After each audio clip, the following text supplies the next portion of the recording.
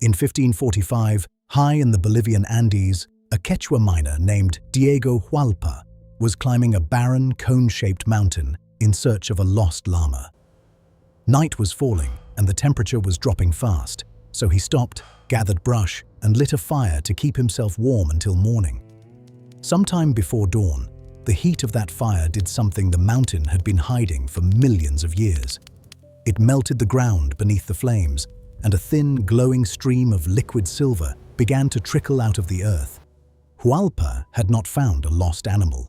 He had found the richest deposit of silver ever discovered on the planet. Within 3 centuries, the mountain he stumbled onto would produce roughly 80% of the world's silver supply, bankroll an empire that spanned the globe, and build one of the richest cities on Earth in the middle of nowhere. It would also kill an almost unimaginable number of people. Estimates range from several hundred thousand to as many as 8 million. The Quechua who worked inside it gave it a name that has outlived the empire that built it. They called it Cerro Rico, the rich mountain.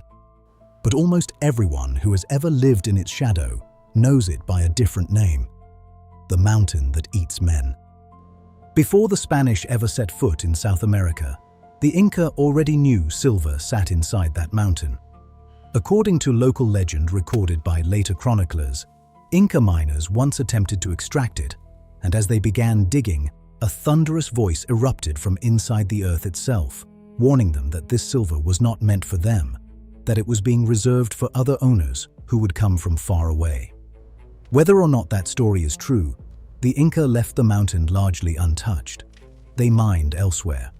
Cerro Rico stood empty for reasons nobody fully understood, waiting, as if the land itself already knew what was coming. What came was the Spanish Empire.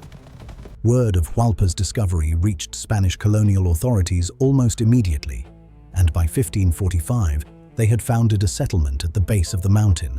They called it Potosi. Within a single generation, that settlement exploded from nothing into one of the largest cities on the face of the earth. By the early 1600s, Potosi's population is estimated to have exceeded 150,000 people, larger than London, larger than Paris, larger than Madrid itself at the time. It had theaters, gambling halls, a royal mint, dozens of churches built with silver-laced mortar, and streets that were, according to some accounts, paved with actual silver during festivals to celebrate the wealth pouring out of the mountain above the city. The Spanish writer Miguel de Cervantes, without ever visiting the place, made the city a byword for limitless riches. In Don Quixote, he wrote the phrase, "Vale un Potosi," meaning something is worth a fortune, worth a Potosi. The expression is still used in Spanish today, centuries after most people forgot exactly where Potosi was or what it cost to build it. That cost was almost entirely human. In the earliest years after the discovery, Cerro Rico's silver ore was so pure that it barely required processing. Indigenous laborers could extract it with relatively simple methods, and the mountain gave up its wealth easily. That did not last. By 1565, the richest, purest veins near the surface had already been stripped bare. What remained was low-grade ore, silver bound up chemically with other minerals in a form that could not simply be melted down the old way. For a moment, it looked as though the easy fortune was over. Then, in 1571, colonial engineers introduced a technique called the patio process, which used liquid mercury to chemically bond with silver particles in crushed ore, separating out an amalgam that could then be heated to burn off the mercury and leave pure silver behind. It was brilliant chemistry for its time. It also turned Cerro Rico into one of the largest mass poisoning operations in human history. This decision seemed small at the time. It was not. To supply the labor for this operation, the Spanish viceroy, Francisco de Toledo, revived an old Inca institution called the mita, an annual system of rotating labor obligation that Inca rulers had once used for public works like road building and terrace agriculture. Under Inca rule, the mita had been a form of shared civic duty, spread lightly enough across the population that no single family bore an unbearable burden. Toledo weaponized it.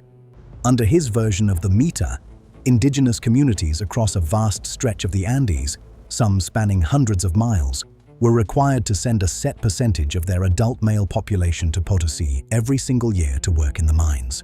These men, called mitayos, were supposed to be paid a wage.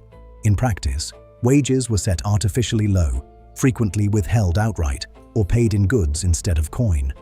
Many mitayos went into debt just to buy the candles and tools they needed to survive their shift underground, debt that then trapped them and their families in a cycle indistinguishable from slavery.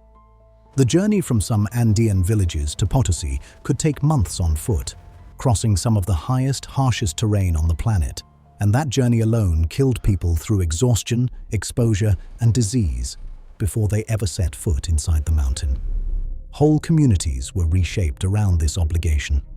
Men left for Potosí knowing they might not return, and villages structured their entire agricultural calendars around the absence of their strongest workers for months at a stretch. Some families never saw their fathers, sons, or husbands again. Others watched them come back permanently changed, coughing blood, hands shaking uncontrollably, unable to hold a tool or recognize their own children. Once inside, the real danger began.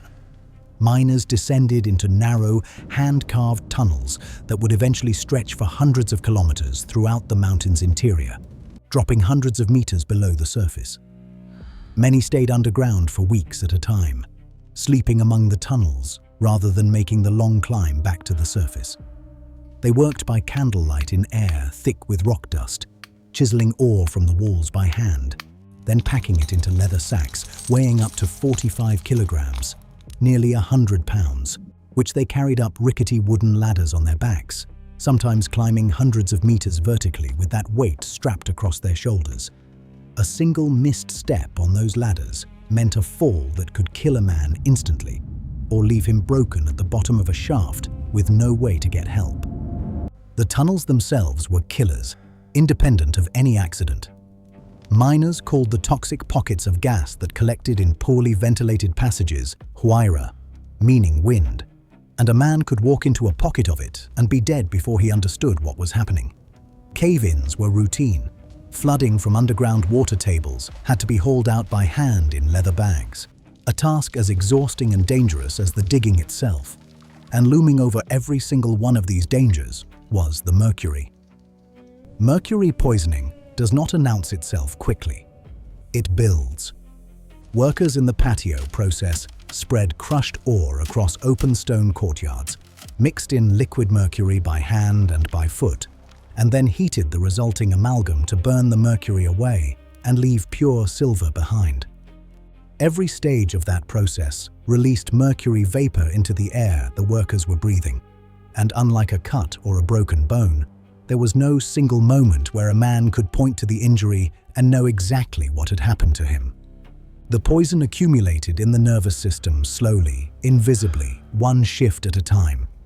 Early symptoms included tremors in the hands, irritability, and memory loss, the kind of small changes a man might not even notice in himself.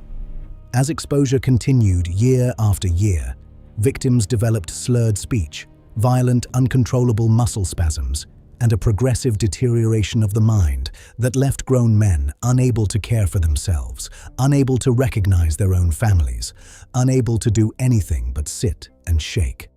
Underground, a second, equally silent killer was doing its own work.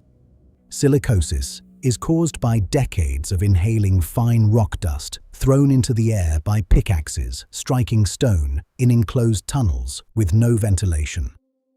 That dust settles into lung tissue and over years scars it, hardens it, and eventually calcifies it, turning soft, elastic lung into something closer to stone. A man with advanced silicosis cannot draw a full breath no matter how hard he tries. Combined with chronic mercury exposure, the two conditions together meant that a healthy young man who entered the mines as a teenager could expect to be a wheezing, trembling wreck of himself well before he reached 40 years old. Many never made it that far. The mountain gave the men who worked it something else too, something stranger. Deep inside the tunnels, miners built small clay or plaster figures with horns, red eyes, and an exaggerated grin, and they called this figure El Tío, the uncle.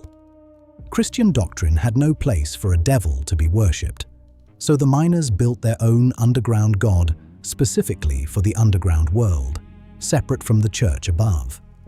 They left him offerings of coca leaves, cigarettes, and pure grain alcohol, asking him to protect them from the very mountain he was believed to embody. It was, in its own way, an admission written in ritual rather than words. Everyone who went into that mountain understood that they might not come back out, and they needed someone, even a homemade devil, to bargain with. Nobody kept careful records of how many died.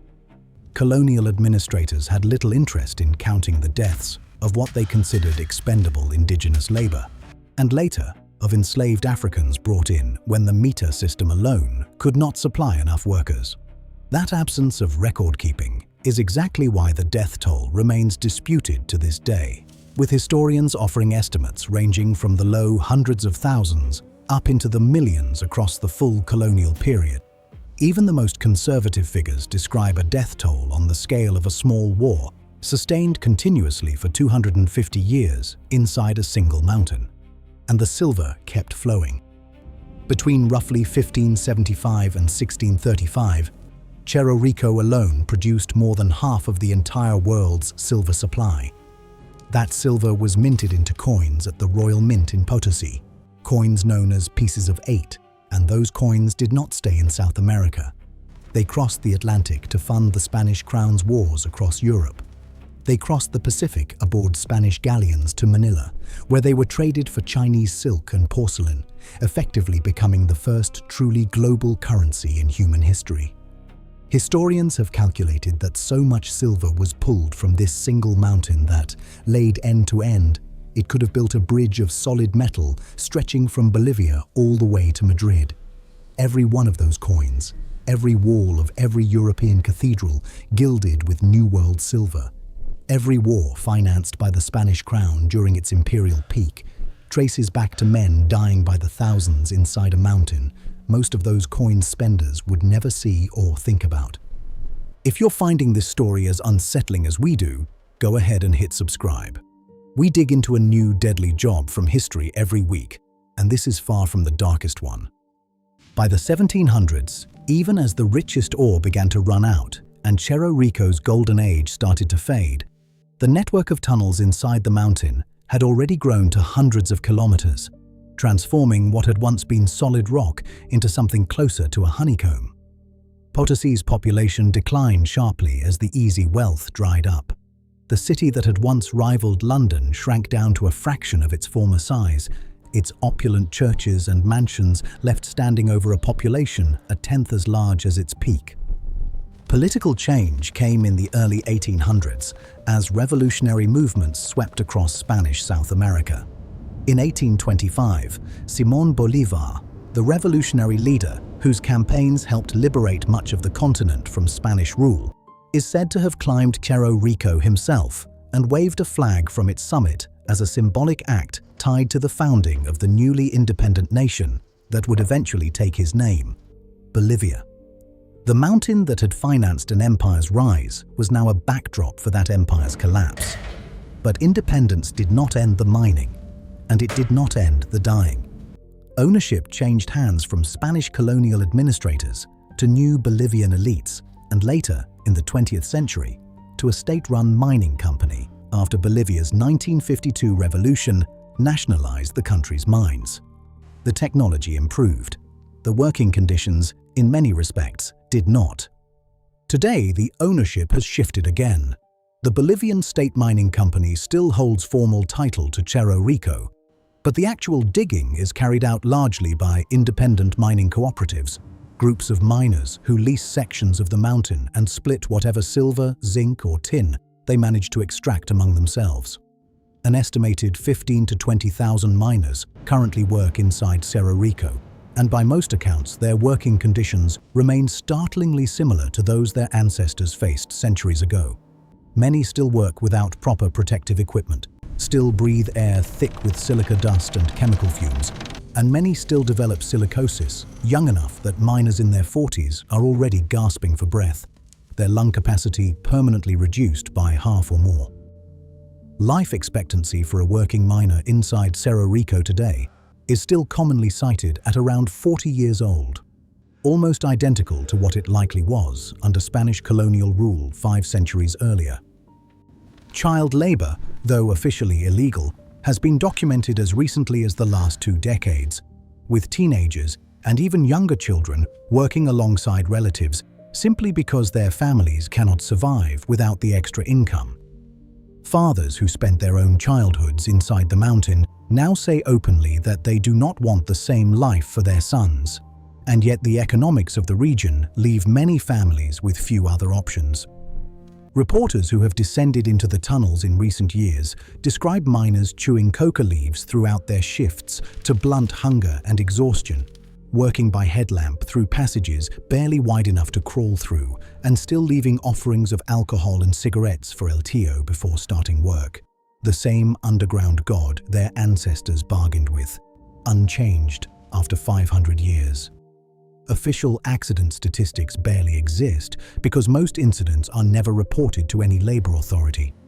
The truth of how dangerous the mountain remains tends to surface anyway, in local newspapers, in hospital wards, in the small funerals held in the city below. The mountain itself is dying too. Centuries of tunneling have left Cerro Rico so hollowed out that geologists now describe its interior as structurally similar to a block of Swiss cheese, riddled with abandoned shafts and unsupported voids. In 2011, a sinkhole opened at the very summit of the mountain, a visible collapse at the peak that had to be filled with specially engineered ultra-light concrete just to keep the entire structure from caving in on itself. Engineers have warned that continued mining threatens to bring the whole mountain down, potentially endangering the modern city of Potosí that still sits at its base. Cerro Rico has been designated a UNESCO World Heritage Site, but it has simultaneously been placed on a list of endangered heritage sites specifically because the very activity that made it historically significant, mining, continues to physically destroy it from within. Diego Hualpa never knew any of this would happen. He was looking for a lost llama on a cold night in 1545, and he built a fire to keep warm, the same way any traveler in that landscape would have for centuries before him.